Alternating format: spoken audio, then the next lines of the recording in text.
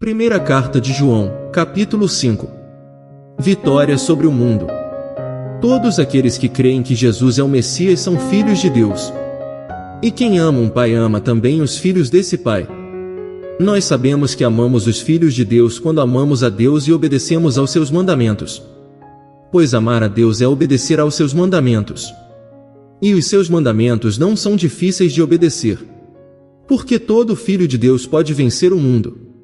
Assim, com a nossa fé, conseguimos a vitória sobre o mundo. Quem pode vencer o mundo? Somente aquele que crê que Jesus é o Filho de Deus. O testemunho sobre Jesus Cristo. Jesus Cristo é aquele que veio com a água do seu batismo e com o sangue da sua morte. Ele veio com a água e com o sangue e não somente com a água.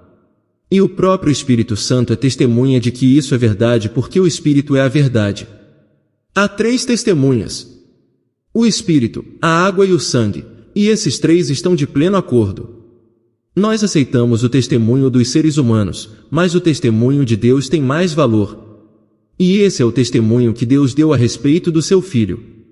Aquele que crê no Filho de Deus tem esse testemunho no seu próprio coração.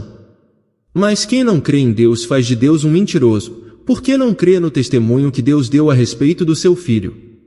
E este é o testemunho: Deus nos deu a vida eterna, e essa vida é nossa por meio do seu Filho. Quem tem o Filho tem a vida, quem não tem o Filho de Deus não tem a vida. A certeza da vida eterna. Eu escrevo essas coisas a vocês que creem no Filho de Deus, para que vocês saibam que têm a vida eterna. Quando estamos na presença de Deus, temos coragem por causa do seguinte: se pedimos alguma coisa de acordo com a sua vontade, temos a certeza de que Ele nos ouve.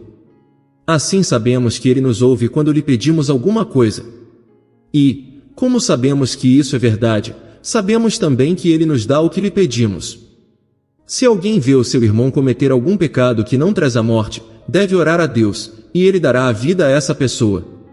Isso, no caso de pecados que não trazem a morte.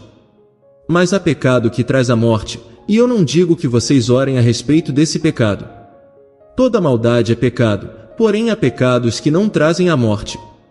Sabemos que os filhos de Deus não continuam pecando, porque o Filho de Deus os guarda, e o maligno não pode tocar neles. Sabemos que somos de Deus e que o mundo todo está debaixo do poder do maligno.